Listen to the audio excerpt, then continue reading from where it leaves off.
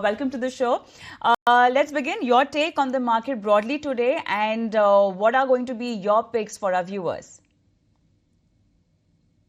Hi, good afternoon. Yes, definitely. I think so. Market seems to be looking for some bit of a breather. I would say it's some of anxiety ahead of this event of US trade deal. I think so. We believe. I think so. Going forward, I think so. The market should trade positive because if you look at the Nifty, I think so. It seems to be consolidating above the breakout levels, which also coincides with the 20-day EMA, which is placed at around 25,200. So 25,200, 25,100 remains to be the very strong support.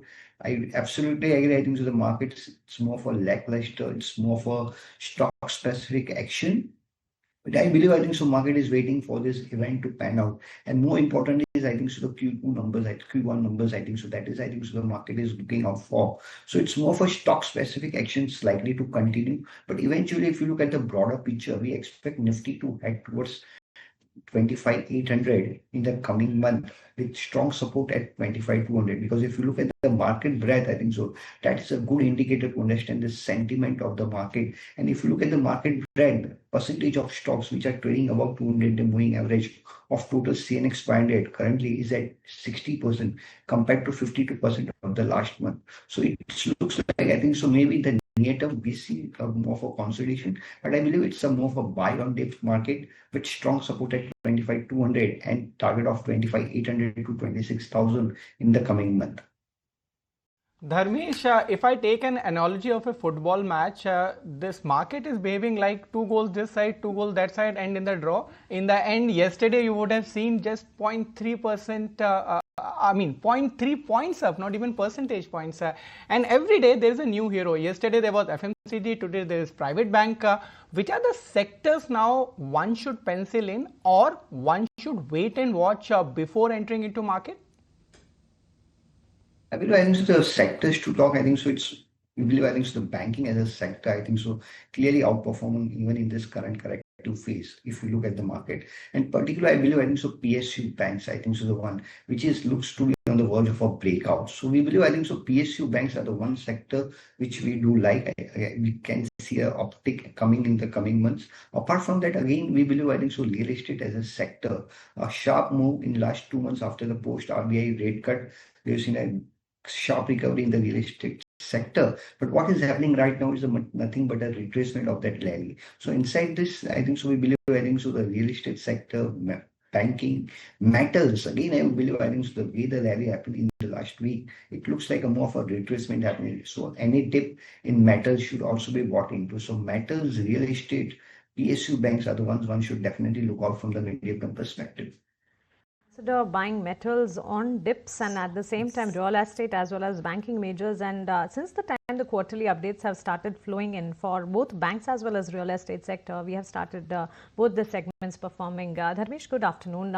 What will be your stance on the stock specific approaches? Yes, the sectors are doing a lot of churning, but at the same time, which are the stocks on the radar? Yeah, good afternoon. Yes, definitely. I think so. As I said, real estate we remain to be positive for, where Phoenix Mills remains to be a top pick. Again, if you look at this stock, I think so. Yesterday we see a strong update coming from Phoenix Mills, and the way the company looks like, I think so. It seems to be expanding its portfolio into the retail segment, the target of 18 million square feet. I think so. That is something a bit positive going forward for Phoenix Mills. But coming to technicals, again, we believe I think so the way the stock seems to be forming the base at about 100-week EMA. And also, if you look since November 2020, stock never had been breached the 100-week EMA on the closing basis. And currently, if you look at the monthly chart, for last 9 months, the stock has been consolidating in this range of 1640 to 1300. So we expect a breakout happening for Phoenix Mills on the higher side in the coming days, and we expect the stock to head towards 1840, giving a stop loss of around 1488. So Phoenix Mills is one which remains to be our top pick inside the real estate space, where the risk reward also looks more favorable at the current market price. Apart from that, JSW Infra. Now coming to logistics, again we believe I think so the way that things are panning out for most of this logistics, I think so the sector has done nothing for a long time. We expect I think so the gradual outperformance going forward for JSW Infra. Again a strong base formation and 100-week EMA and joining the lows of strong buying demand emerging at the lower end of the rising channel. It looks like JSW Infra should see a relative outperformance in the days to come, and we expect stock to head towards 336, hitting a stop loss of 296. So it's JSW Infra and Phoenix Mills, as far as picks are concerned. Buy on dips. That's a kind of the market, and also your recommendation on these two counters. Thank you so much, Dharmesh, for being on the show today. Thank you.